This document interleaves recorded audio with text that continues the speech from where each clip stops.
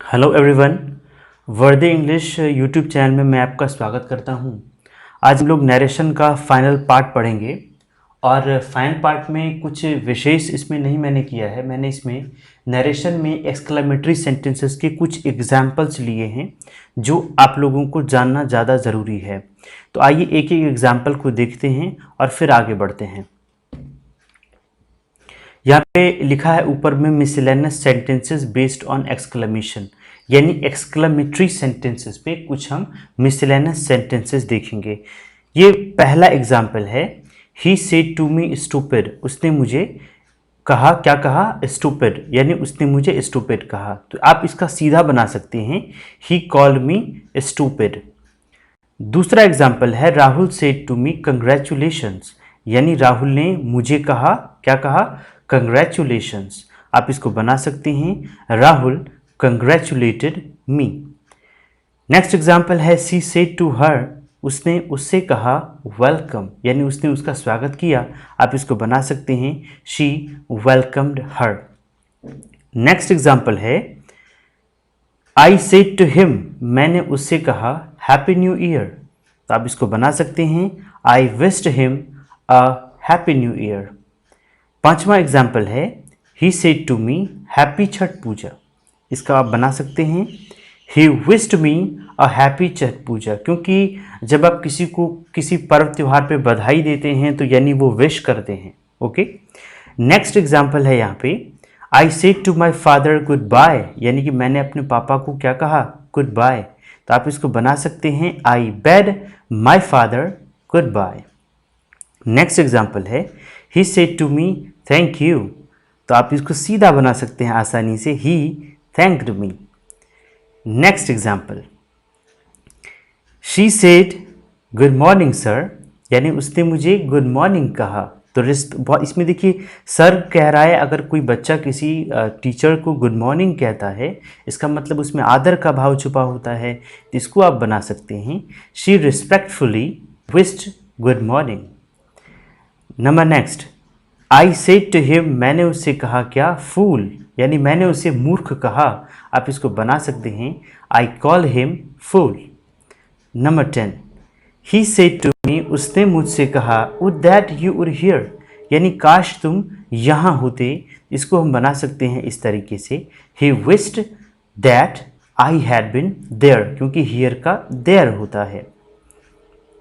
अब है exception in narration, यानी नरेशन में हमने इससे पहले जो 7 पार्ट्स पढ़ रखे थे तो उसमें एक्सेप्शन छूट गया था, तो मैंने इस वीडियो में उस एक्सेप्शन को भी कर दिया है, आप देख लेंगे।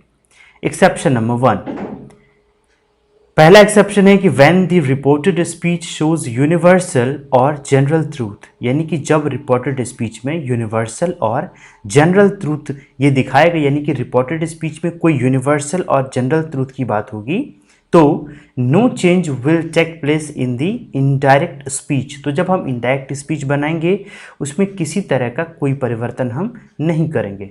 उदाहरण के माध्यम से समझिए, पहला एग्जाम्पल है, he said might is right, ये जनरल ट्रूथ है, एकता ही बल है। तो आप इसको बना सकते हैं, he said that might is right. आप ऐसा गलती नहीं करेंगे कि ये इज की जगह आप यहाँ वॉज लगा देंगे, ये गलती आप नहीं करेंगे।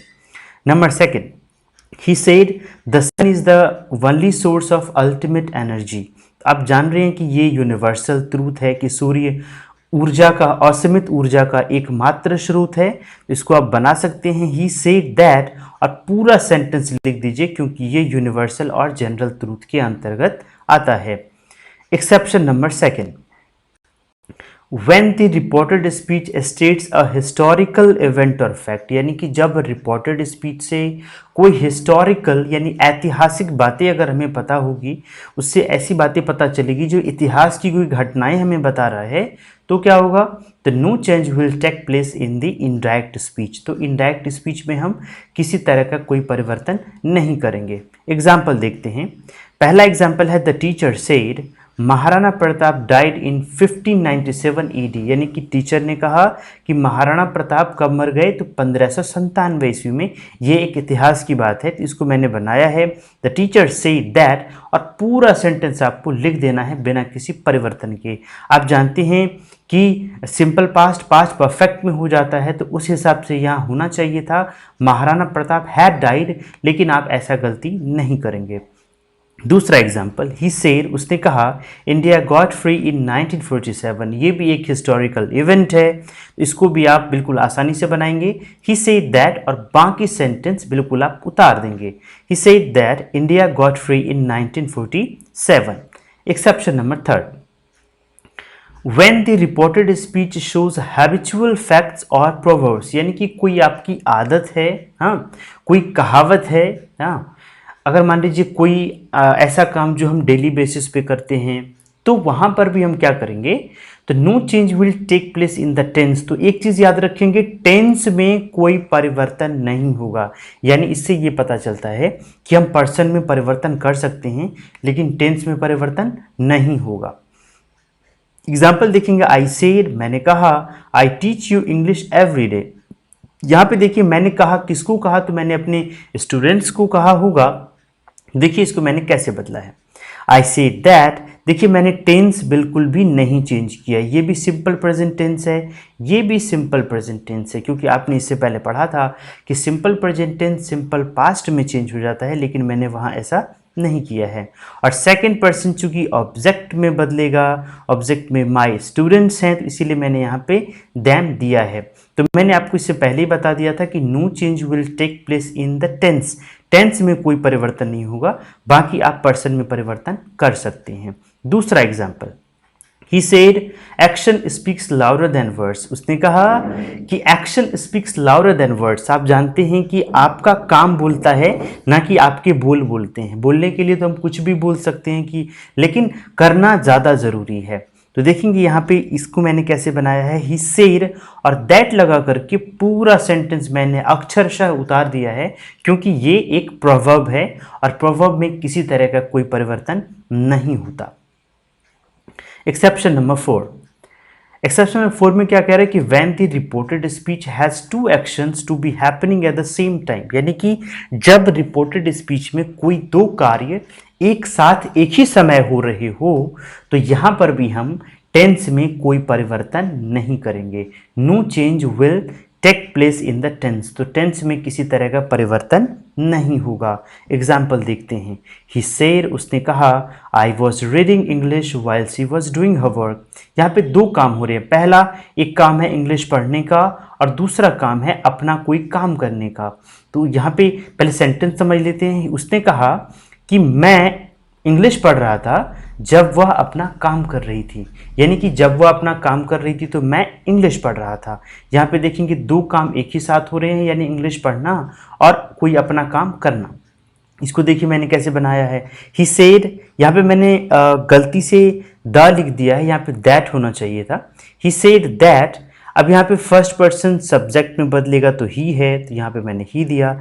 लेकिन सबसे जो देखने वाली बात ये है, जो मैंने यहाँ वाज का हैड बिन नहीं किया है, क्योंकि यहाँ पर भी मैंने आपको बताया कि टेंस में परिवर्तन नहीं होगा जब दो एक्शन एक साथ चलेंगे। तो लेकिन मैंने ये पर्सन में परिवर्तन ज़रूर किया है, ये बात आप गौर से देखेंगे। He said that he was reading English while she, अब थर्ड पर्सन तो नहीं चेंज होता, तो मैंने थर्ड पर्सन नहीं बदला, she was doing her work. तो इस तरीके से हमने ये जो एक्सेप्शन था वो हमने देख लिया। हाँ, उम्मीद करता हूँ कि आपको यहाँ तक समझ में आ गया होगा। ओके, और यहाँ तक आपको यहाँ तक समझ में आ गया है, तो ये नरेशन का एकदम फाइनल पार्ट था। इससे पहले मैंने और जो पार्ट्स बनाए हैं आप उसको देख लेंगे तो आपको समझ में आएगा। यहाँ तक हमारा नरेशन का पूरा पार्ट खत्म हो जाता है। यहाँ तक अगर आप आ गए हैं तो आपको बहुत बहुत धन्यवाद। और एक चीज़ और, ये चूँकि मेरा नया चैनल है और मैं इसके बारे में एकदम अनभिज्ञ हूँ, तो मैं भी चाहता हूं कि मेरे सब्सक्राइबर्स थोड़ा सा इंक्रीज़ हों। तो जो भी अगर आप यहां तक पहुंच गए हैं तो मेरे चैनल को सब्सक्राइब करके ही जाइएगा। चलिए वंस अगेन थैंक यू, फिर आपसे मिलेंगे एक नए वीडियो के साथ। Thank you very much.